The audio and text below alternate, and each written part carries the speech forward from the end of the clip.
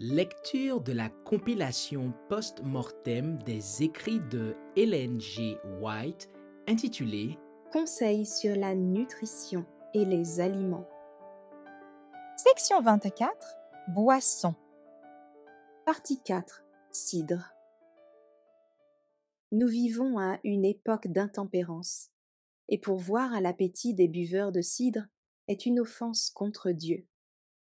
Avec d'autres, vous vous êtes engagés dans ce travail parce que vous n'avez pas suivi la lumière. Vous seriez-vous tenu dans la lumière? Vous n'auriez pas fait? Vous n'auriez pu faire cela. Tous ceux d'entre vous qui auront pris la moindre part à un tel travail seront sous la condamnation de Dieu, à moins que vous ne changiez radicalement votre façon d'agir. Vous devez être vigilants. Vous devez commencer dès maintenant à purifier vos âmes de la condamnation. Après avoir pris une position ferme contre une participation active à l'œuvre des sociétés de tempérance, vous auriez encore pu conserver une bonne influence sur les autres si vous aviez agi consciencieusement en accord avec la sainte foi que vous professez. Mais en vous engageant dans une fabrique de cidre, vous vous êtes fait beaucoup de tort. Et ce qui est plus grave, vous avez attiré la honte sur la vérité, et vos propres âmes en ont subi un préjudice. Vous avez élevé une barrière entre vous et l'œuvre de la tempérance. Votre façon d'agir amène les incroyants à mettre en cause nos principes. Vous ne vous préparez pas un chemin facile, et les estropiés boitent et trébuchent à cause de vous vers la perdition. Je ne vois pas comment, dans la lumière de Dieu, des chrétiens peuvent s'engager en toute conscience dans la culture du houblon ou dans la fabrication de vin ou de cidre pour le commerce. Tous ces articles pourraient être destinés à un bon usage et être en bénédiction. Mais ils peuvent aussi être employés à mauvais escient et devenir ainsi un objet de tentation et de malédiction. Le cidre et le vin peuvent être mis en conserve tandis qu'ils sont frais et être gardés dans cet état pendant un temps assez long. Et s'ils sont consommés avant la fermentation, ils ne détrôneront pas la raison. Boire modérément ouvre la voie à l'ivrognerie. Bien des personnes peuvent être intoxiquées par le vin et le cidre, aussi bien que des buveurs invétérés. Et la pire sorte d'ivresse est celle manifestée par ceux que l'on appelle des buveurs modérés. Les passions sont plus perverses. La transformation du caractère est plus grande, plus déterminée et obstinée. Quelques verres de vin ou de cidre peuvent provoquer un désir de boisson plus forte. Et, dans la plupart des cas, ceux qui sont devenus de véritables ivrognes ont ainsi posé les fondements de leur habitude de boire. Pour certaines personnes, il n'est pas sûr d'avoir à la maison du vin ou du cidre. Elles ont hérité un penchant pour les stimulants que Satan les incite constamment à satisfaire. Si elles succombent à ces tentations, elles ne peuvent plus s'arrêter. L'appétit réclame l'indulgence et il est satisfait à leur détriment. Le cerveau est affaibli et obnubilé. La raison ne tarde pas à lâcher la bride au désir. La licence, l'adultère et des vices de toutes sortes sont commis comme résultat de cette tolérance de l'appétit pour le vin et le cidre. Un chrétien de profession qui aime ces stimulants et s'habitue à leur usage ne grandit jamais en grâce. Il devient grossier et sensuel. Les passions animales contrôlent les plus hautes facultés spirituelles et la vertu n'est pas appréciée. Boire modérément est l'école dans laquelle beaucoup d'hommes ont été instruits pour entreprendre une carrière de buveurs. Satan les a ainsi graduellement éloignés des fermes principes de la tempérance. Le cidre et le vin prétendus inoffensifs ont ainsi exercé leur insidieuse influence sur le goût, de telle sorte que la voie vers l'ivrognerie s'est ouverte sans que l'on s'en soit rendu compte. Le goût pour les stimulants est cultivé. Le système nerveux est ébranlé. Satan maintient l'esprit dans une fièvre d'agitation, et la pauvre victime, se croyant parfaitement en sécurité, va de plus en plus loin, jusqu'à ce que toute barrière soit renversée, tout principe sacrifié. Les résolutions les plus fermes sont détruites peu à peu. Les intérêts éternels ne sont plus assez puissants pour tenir l'appétit dépravé sous le contrôle de la raison. Certains ne sont jamais réellement ivres, mais sont toujours sous l'influence du cidre ou du vin fermenté. Ils sont fiévreux, indécis, pas vraiment extravagants, mais en très mauvaise condition, car toutes les facultés nobles de l'esprit sont perverties. Une tendance à des maladies de toutes sortes, telles que l'hydropisie, les affections du foie, le tremblement nerveux et l'hypertension, résulte de la consommation habituelle de cidre fermenté. En faisant usage, beaucoup de personnes se maintiennent elles-mêmes en état permanent de maladie. Beaucoup d'entre elles meurent de consomption ou succombent à une attaque d'apoplexie pour cette seule raison. D'autres souffrent de dyspepsie. Toutes les fonctions vitales sont émoussées et les médecins leur disent qu'elles souffrent du foie, alors que si elles acceptaient de détruire leur tonneau de cidre pour ne jamais le remplacer, leurs énergies vitales perverties recouvreraient toute leur vigueur. La consommation de cidre entraîne à l'usage de boissons plus fortes. L'estomac perd sa vigueur naturelle et a besoin de quelque chose de plus fort pour l'inciter à agir. Nous voyons le pouvoir que l'appétit pour les boissons fortes exerce sur les hommes.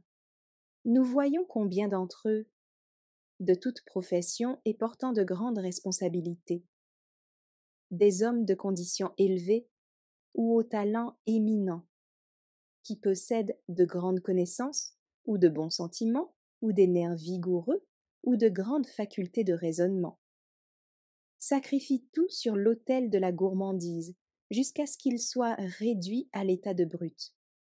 Dans beaucoup de cas, leur déchéance commença par la consommation de vin ou de cidre. Notre exemple pourrait être du côté de la réforme. Lorsque des hommes et des femmes intelligents, qui professent être chrétiens, affirment qu'il n'y a pas de mal à fabriquer du vin ou du cidre pour le commerce, parce qu'il n'est pas nuisible tant qu'il n'est pas fermenté, je suis profondément triste. Je sais que ce sujet présente un autre aspect qu'ils refusent de considérer.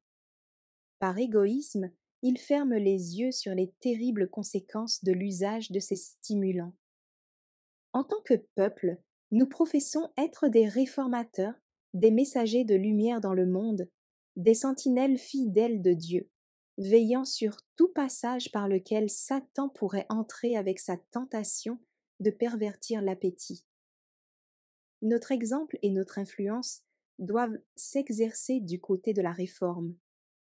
Nous devons nous abstenir de toute pratique qui tendrait à émousser la conscience et à favoriser la tentation. Nous ne devons laisser aucune occasion à Satan d'accéder à l'esprit d'un être humain formé à l'image de Dieu.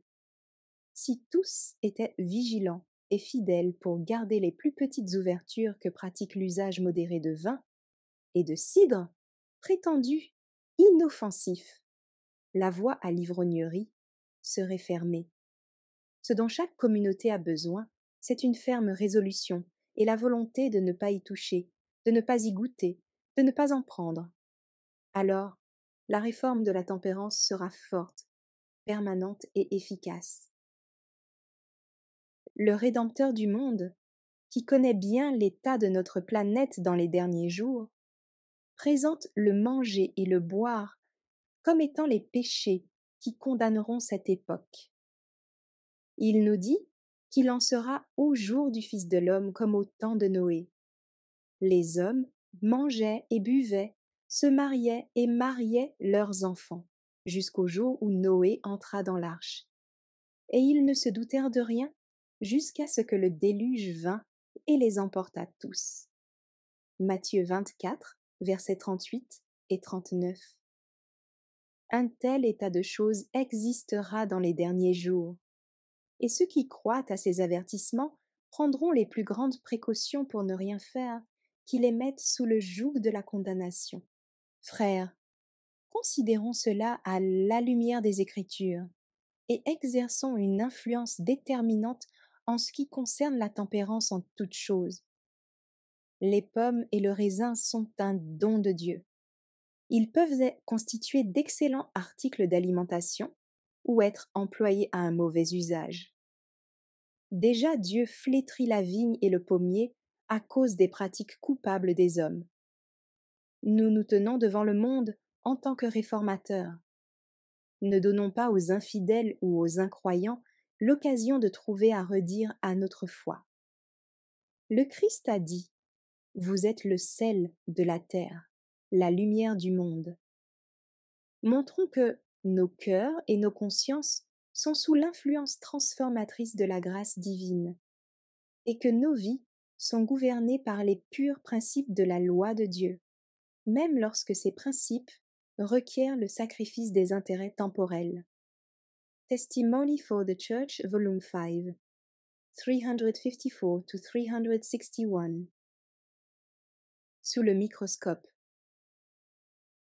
Ceux qui ont un penchant pour les stimulants ne devraient jamais avoir sous les yeux, ou à leur porter ni vin, ni bière, ni cidre. Ce serait les induire en tentation. Il en est beaucoup qui considèrent le cidre doux comme inoffensif et ne se font aucun scrupule de s'en procurer. Mais il ne reste doux que très peu de temps et ne tarde pas à fermenter. Le goût piquant qu'il acquiert alors plaît à certains palais. Celui qui en boit admet difficilement qu'il soit fermenté. On met sa santé en danger en employant du cidre doux obtenu selon la méthode ordinaire. Si les gens pouvaient voir au microscope ce que contient celui dont ils font usage, bien peu voudraient en goûter. Les fabricants emploient souvent des pommes véreuses ou pourries. Ceux qui ne consentiraient à aucun prix à se servir de ces fruits d'une autre manière en boivent le jus et le trouvent délicieux.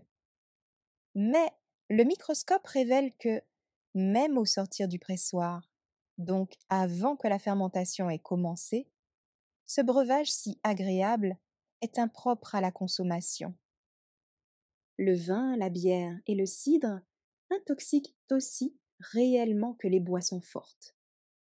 Leur usage fait naître le goût pour des alcools plus forts, et c'est ainsi que se contracte l'habitude de boire des liqueurs. L'usage modéré des boissons fermentées est l'école où se forment les ivrognes. L'influence de ces breuvages est si insidieuse que leurs victimes s'engagent dans le chemin de l'alcoolisme avant même d'en avoir soupçonné le danger. Rayon de santé 186, 187. Merci d'avoir écouté cette lecture.